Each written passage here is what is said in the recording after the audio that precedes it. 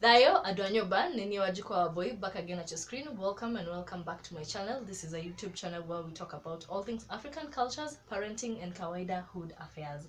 We are back with Pepela's part 2 story of being a parent at a very young age. Yes, we are wearing the same clothes due to shoot the same day. Yes. So, see, atunanga tu hizi pekee, by the way. Yes. And as we are continuing, mnaona lighting iko sawa. I hope you enjoyed part 1. Sasa tukuje part 2. So Pepe amezaa. At this particular point, Pepe amezaa, and it has not been easy because the baby daddy is not there. Is not in the picture. And kumbuka okay, alizaa peke yake, of course. Hakusaidiwa kuzaa. But hakuconceive mtoto peke yake. But the dad is not there. So Pepela's father, now the grandfather to the child, is the one taking care of the child, and it has gotten to some point that maybe wameletana juu kidogo, and the dad is like, yo, you gotta go to the father of this child because you never conceived alone. So now Pepe, let's come to amekwambia hivyo. Did you actually go? No. Why? What made you not go? It is my father's house. The audacity with this woman. It is my father's house. I think hata yeye mwenyewe akisema he just knew anger, right? Hakuna mahali nitaenda. Yeah. But later on, like this cousin of mine, like, okay, Mimi, I was raised with my cousins because nilikuwa the youngest and my aunt needed someone younger, like someone mwenye atakaa hapo na yeye akimsaidia, you know. Yeah. These others wamekuwa wakubwa, they have gone. My mom and dad have other children. Unaona ule mwenye anaendeanga nini, mwenye anazalia nguko mwisho ndio aendeange vitu kwa chini ya bed. This is the one. This is the one. Anyway, so Pepe literally mtu yeye amekuja, ameanza kugrow. Let me ask you, whatever parenting presented itself to be, was it what you were expecting when you were pregnant? Like ukiwa na ball, kuna venye ulikuwa una expect parenting itakuwa. Was it that way when the baby was born now? Okay, I don't know. I feel like, you know, I was raised in a sort of strict parenthood. So of course I knew how I would raise my child. Like nilijua mtoto akifanya makosa utamchuna nini. But also after now huyu mtoto akisha, of course a child when ako less than a year, ato mchune, it doesn't like, it's not even right, because first of all ukimchuna mtoto atasikia uchungu, but he or she won't even understand why you're chunaing them. Like atakuwa tu, you know what, ataenda alilie huko alafu arudi akukalie, because at the end of the day this is the only person I know. Yeah, so I think with time akishaanza kukua mkubwa kiasi, like well utamwambia my baby's name is Milan. So you'll be like, Milan, usifanye hivyo. Yeah, don't do this because it's wrong. You need to give a reason to the child, because yes. For example, me, wachana na mtoto wangu, mimi ukiniambia niachane na kitu na uniambi kwa nini naachana nayo, nitarudi hapo hadi uniambi. Nitafanya until nijue kwa nini ninaambiwa nisifanye. Now imagine I'm an adult. Me.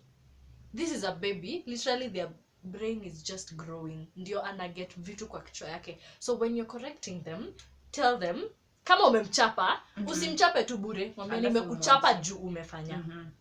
So that they will know in their head, this is wrong. And every time I do it, there is a consequence for it. And the consequence is I'm going to be punished and it will be painful. Just don't beat a child. Kama uko na stress zako, pole, mtoto akutuma application akuje.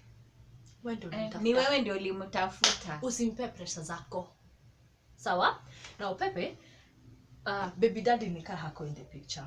Did it ever reach a point where you had to live with your child alone? No. Okay, nimekaa na mtu. Mimi mwenyewe sijawahi kaa like just alone, because for one, after I gave birth, I never got a job in between. Oh yeah. So I was just like in between living with my sister and your dad and my dad. So nilikaka na my dad hadi the time when alikuwa anaenda kuretire. So at some point I actually went back. My mom used to live in the village. So I went back to stay with my mom. But ilikuwa ngumu. Ilikuwa ngumu kidogo because I think I was also sikukuwa nimekaa na my mom. Like I was not raised by my mom. So I think I felt like she doesn't understand me. Like hatupatani in the middle. Mimi nimelelewa Athi River huko msituni huko tao mse huko alafu unampeleka ucha. And then my mom is from, you know, my mom will be like hata mtu akikufa like in the nearest me I do not know this person personally, so I'm like, you know what, me I'm not going. And she's like, you need to go because this is society, this is our society. These are our neighbors. This, we need to be there for them. You know, I didn't understand that.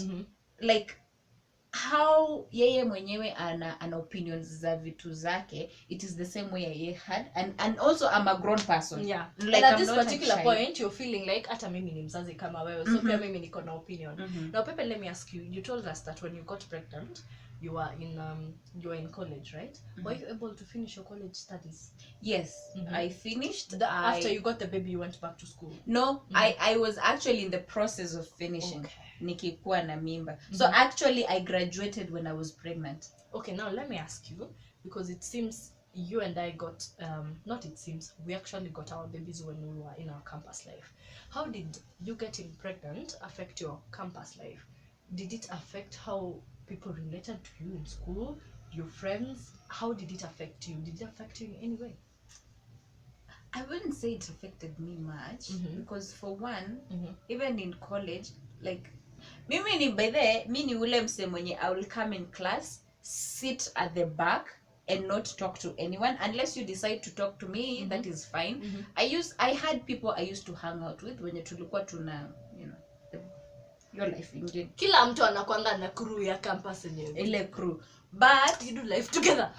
I think, but by the time they are realizing, you see, I am not small. Pepe, can you stand up and show us your behind? She is not small. I am not. She is not small. She has a package. I am everywhere. So, like, it will have been very hard for them to know that I was pregnant. Hey, wengine wetu wadau. I actually just told one girl. Alikuwa anaitwa Ruth. Ruth ni wale alikuwa my school twinnie. Okay. Like mko everywhere na tunafuata hadi like lecturer angepita hivi aseme where is Ruth, like ananiona mimi but ananiuliza where is Ruth. It's like tulikuwa tunabeba. So that is the only person I told, you know, I am pregnant. But the rest of the people I don't think they even knew. Walikuja tu wakiniona nikipost kama. But did it ever affect your studies? For example, did you ever get to a point umechoka, umeshindwa kwenda class ama umeshindwa na kuendelea na campus life? Did it ever get to that point? No, I was determined kumaliza hiyo shule. Okay. And it's very important, I'm going to tell you guys, it's very, very important that even if you get a child when you're in campus, please finish. Please finish. For your own sake. And for example, for me, I keep telling people around me, the reason as to why I finished campus. Namsiambia mama yangu tafadhali. Mimi nilikuwa nimefika mahali and I was like, shule, no. But number one, you already made a mistake. Mtoto wako si mistake. Let's get this straight. Mtoto wako si mistake. But you getting a child at that time, hauko unafaa kupata hiyo time. Hiyo time ulikuwa unafaa kusoma. Lakini wewe uka decide, tunajua venye uli decide alafu ukajipata wewe ni mzazi. Sasa maliza shule, because it always makes you feel every time you get a challenge in life, unajiambianga at least I finished this and I accomplished this. Kwa hivyo hata hii haifai kunishinda. Because honestly guys, getting a baby when you're in school and when you're young, it is not easy. Imagine kama watu wanakuanga wameoana Pepe na wanapata mtoto na kulea mtoto ni ngumu, ni kazi. Sasa imagine wewe uko shule. You do not have the support of your partner. Your parents are here, they're on your case, they're like, you have failed me. You have failed. Yet, you're managing to finish school. Congratulations to you. You're brave. you did great. Now let's move forward. You have this baby, ameshakuja. Now it's not what you were expecting. Some of it is what you were expecting as a parent, some of it is not what you were expecting. Now let's come to, you have gotten a job, right? And now you have to provide for your child. Wait, pull up kidogo. Baby daddy all this time hako in the picture. Well, like, I don't know, I feel like for him, he feels like parenthood, it's just okay. Yes, I get that. For those parents that just show up, maybe it's an arrangement that you people have, ile yenye maybe you're financially stable, and all you need is, you know, to co-parent. You just show up for your child. Kama anahitaji mtu wa kukaa na yeye, you know, unakuja, una show up. That is cool. It's very good, by the way, you bond with your child. But for me, and also, like, I always say that I wouldn't be against my baby daddy wanting to know the child. Like, yeah, ni wake. Ni mtoto wake. At the end of the day, hata ufanye. By the way, I differ with Pepe. If my child wants to know their father, atamjua. Because mtoto hana shida. You idiot. Like, yes, now Sundio, that is why I'm saying, like, he needs to put in that effort of wanting to. Mimi sitakuwa nakupigia simu na kuambia unakuja kuona mtoto wako. Can you imagine kama saa hizi sasa, pole sikubash baba ya mtoto wangu, lakini ni ukweli, sawa? You have never been in his life. By the way, you make joke. By the siku moja maybe utapatana naye kwa barabara and you'll be like, mtoto mchafu hivi ni wa nani? Kwani mamake ana ni jumjui, but ni sawa. We don't blame you. So imagine right now he comes in my life and he's like, I want to know my child.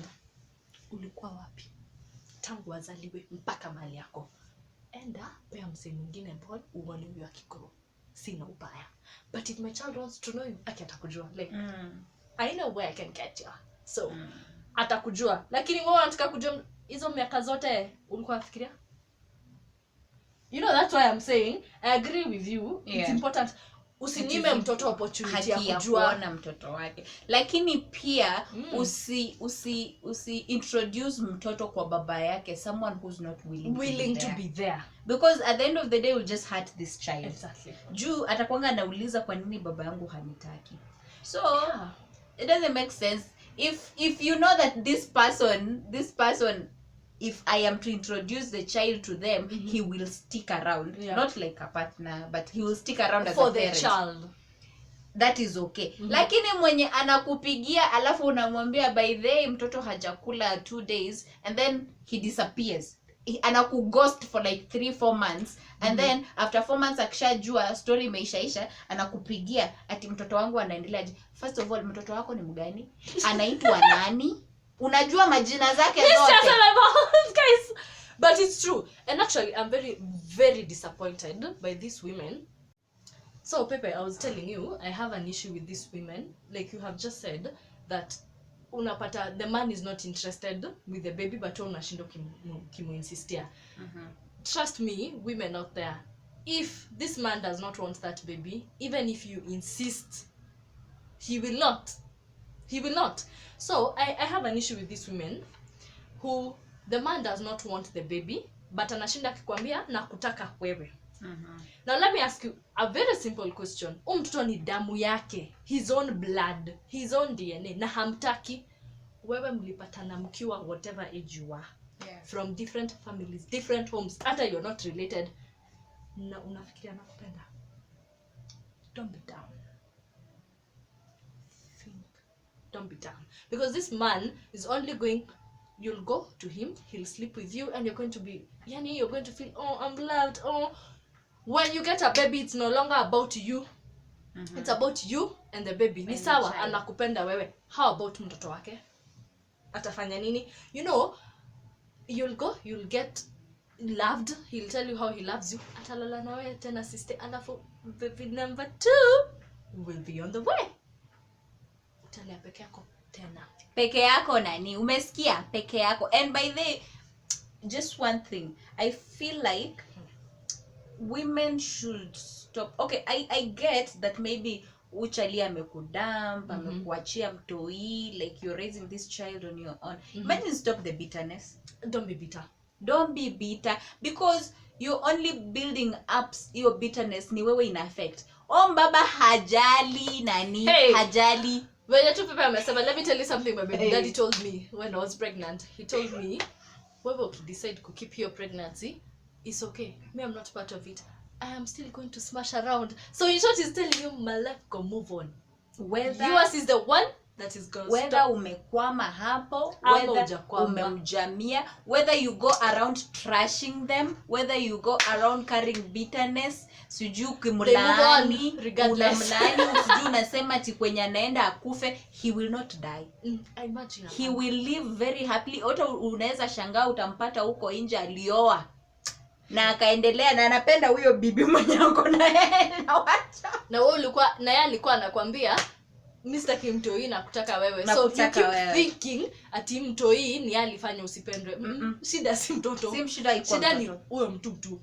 Anaacha na wewe. Hakukuwa na haja na wewe. Yes. Maybe you had something he did not like, or maybe you are not compatible. Stop the bitterness, concentrate. And probably you are the only one who was in the relationship.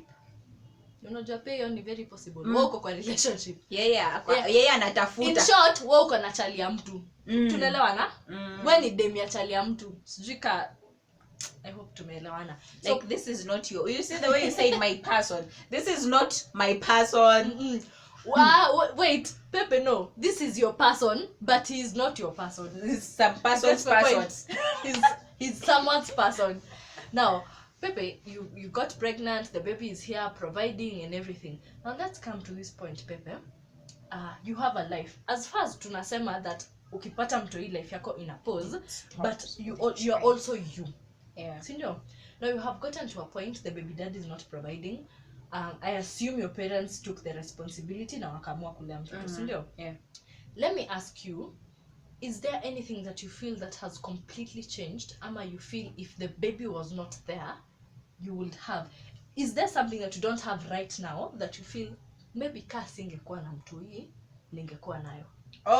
Kama singekuwa na mtoto ningekuwa probably nalalanga kwa mtaro mahali nikiwa mlevi. Thank God. So in short, thank God. I'm responsible. Like I feel like after I got pregnant, because sometimes hadi nikifanya kitu huwa najirudia alafu najiambia I know. Mimi mama ya wewe. I know, like I also do the same thing. At times I can make a very stupid comment or do something, I'm like, mimi ni mama ya mtu. There's somebody who looks up to me. Hi. Anyway, so in short, for you feel kukua mzazi, despite it being at a young age and you not being ready for it, imekusaidia ukamachua haraka na ukaanza kumake right decisions haraka. Yeah, like niki compare my life before and my life right now, I won't say it has, like kuna zile decisions saizi when I want to make these decisions najiambia I am considering the fact that there is someone hapa chini mwenye hata kama si saizi atakuwa anaangalia anasema mtoto wangu akiwa huko nje akicheza na watoto anaambia mama yangu ni mnoma. I want to be always mama mnoma. Sitaki kukua ule mama ati mama yako alionekana kwa mlevi huko kwa barabara. Na kunywanga pombe by the way. I'm not like I'm trying. We do like, you know, you do it responsibly. You're not like those times when you're in Kole and then you just like me in the middle of the day I'm just walking hapo tu ninapita masisa zangu afikiria niko mgonjwa. Kumbe ni ulevi. Hangover imenisumbua. I was a party girl, like I remember kuna siku nilikutana na baba yangu akienda kazi ukiingia kwa nyumba and then aliniambia mwenye nyumba amekuja. You see, but now siezi like hata kama ninajua I'll go partying and come the following day, I'll make sure that I have someone to take care of my child. Yes. In a way that hata ona ni kama it is disrespectful. Na you know, like kuna some sort of responsibility comes with being a yes, that it comes, and at some point you might feel as if it's too much pressure, but it helps you grow. It helps you grow because let's be honest, at our ages we are not going to say our age, so we're in our 20s. Okay, there are very many people who are in their 20s when bado hawaja figure shit out. and it is okay. It is okay. Are we together? Hakunanga age ya kufiga your shit out. Shit out baby. Wewe probably you are able to figure your shit out at 20. Mwingine at 30. Mwingine at it is absolutely okay. All we are trying to say is you being a parent at a young age, it makes you like haikupei hiyo time ya kufikiria is this going to work or not. Ni unafanya alafu una notice haiwork ama inawaka. Hakuna hiyo time because again mtu anahitaji school fees anahitaji kukula hizo vitu zote. So huna hiyo time ya kufikiria basi. Now Pepe, let's come to this point now. Okay, mtu yeye amegrow. You're happy, umetoka. Let me ask you, wacha niacha kusema bitterness imekwisha. Are you bitter about your baby daddy? No. Will you face him right now? Yes. Okay. There was a time like we could not have a conversation literally because for one, I feel like every time you try to tell him something, like most arguments zilikuanga ni anashinda akiniambia ati wewe hata utaki kunione mtoi, wewe hata utaki nini. First of all, this guy is married. Okay, right now I don't know if it's an arranged thing, but anaishi na dem. Okay. So and this person like wants to incorporate wewe kwa maisha yao. First of all, the wife at some point used to feel like ninachukua bwana yake. Unaona? Yeah. And then me by then I am so sorry. I happened to lose the other footage of this video, but we were just about to finish and I asked Pepe what kind of man she will date. Is it a man who has a baby? Is it a man who is divorced? Something of the sort. And she said she does not mind as long as the man is willing to grow and build with her. And also, I'm sorry for my voice. I'm a little bit under the weather, lakini I have to upload content for you guys. Junawapenda sana. I hope you enjoyed part 1 and part 2 of this video with Pepe, and I hope that you have learned something. See you on the next one, and I hope to do better on my next video. Thank you guys.